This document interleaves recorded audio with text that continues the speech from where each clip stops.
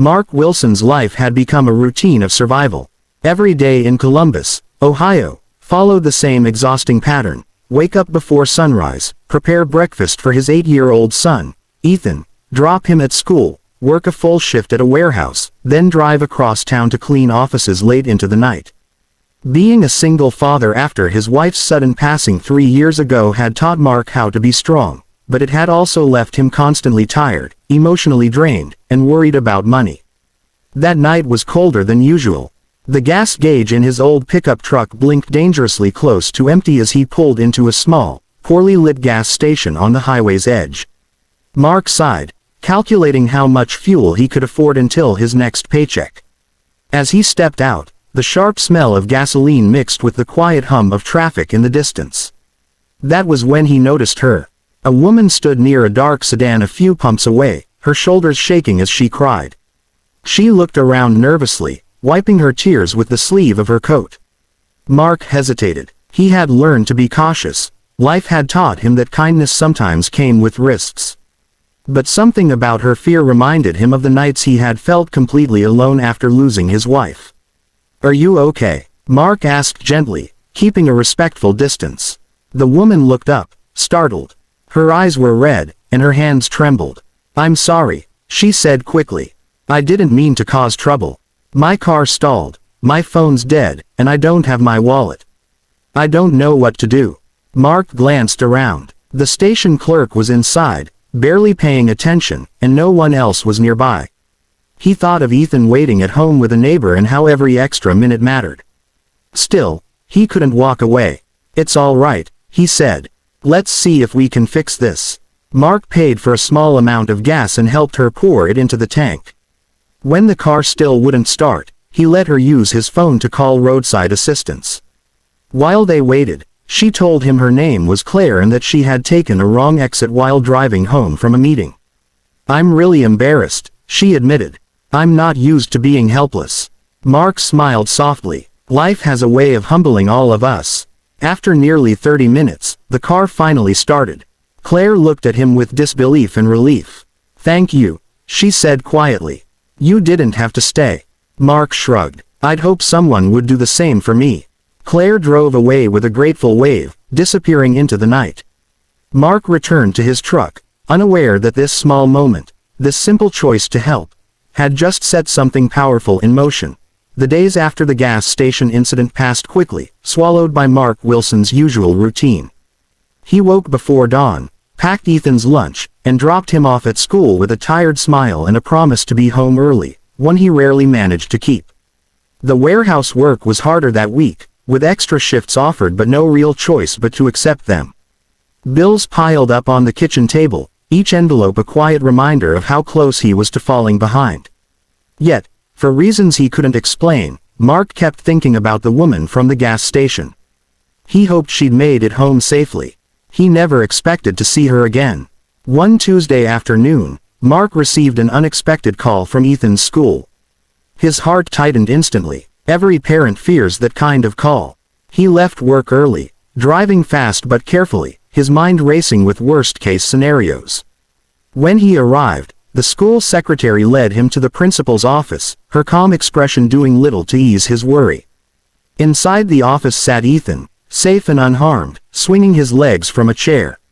Relief washed over Mark. Standing near the window was a woman in a tailored coat, confident and composed.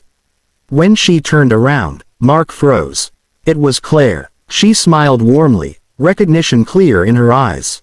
"Mr. Wilson," she said, "thank you for coming." The principal explained that Claire was a major donor and business partner with the school's vocational program.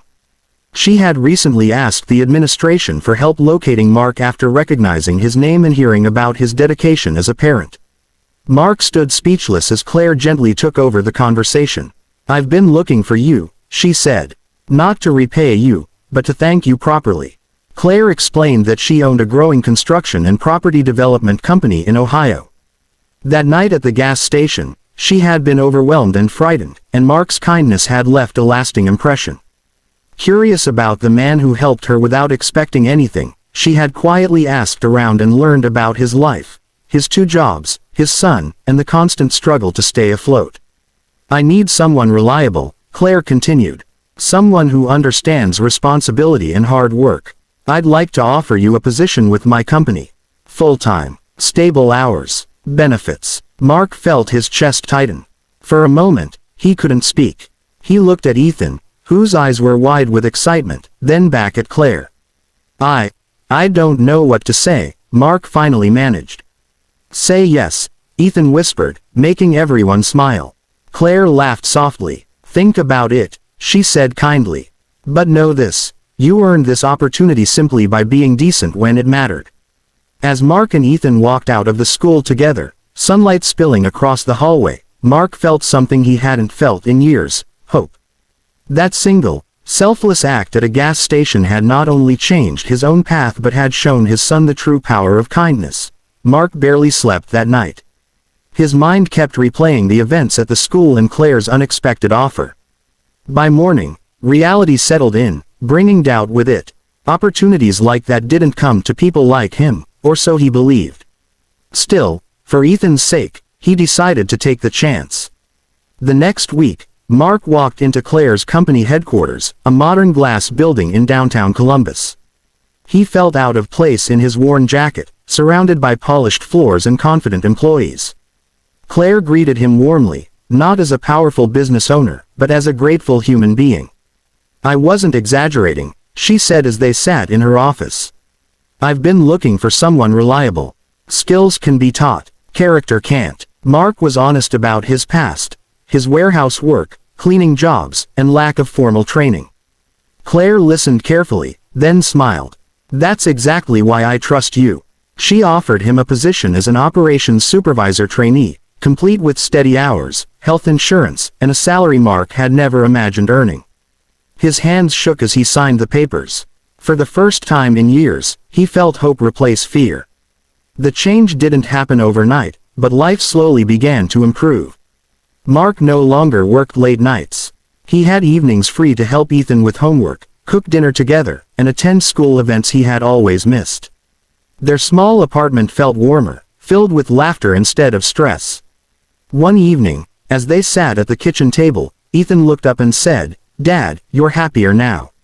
Mark swallowed hard. "Yeah, buddy, I think I am." Months passed, and Mark proved himself at work. He learned quickly, showed up early, and treated everyone with respect. Claire noticed. She promoted him, trusting him with bigger responsibilities. But what meant the most to Mark was not the money, it was the dignity, the feeling that his effort finally mattered. One quiet afternoon, Mark found Claire standing outside the office, staring across the city skyline.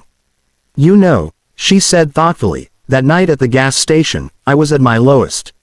I'd lost my husband a year earlier. I felt invisible. When you stopped to help me, without knowing who I was, it reminded me that good people still exist." Mark nodded slowly. "I didn't do anything special." Claire smiled. "You did. And that kindness didn't just change your life. It changed mine too." That evening, Mark drove home under a glowing sunset. He realized that life didn't always reward wealth or power, but it always noticed compassion. One small act, given freely, had created a ripple that reshaped two broken lives. As Mark tucked Ethan into bed, he whispered a quiet promise to himself. No matter how far he went, he would never stop being the man who helped a stranger at a gas station, because that man was the reason everything changed.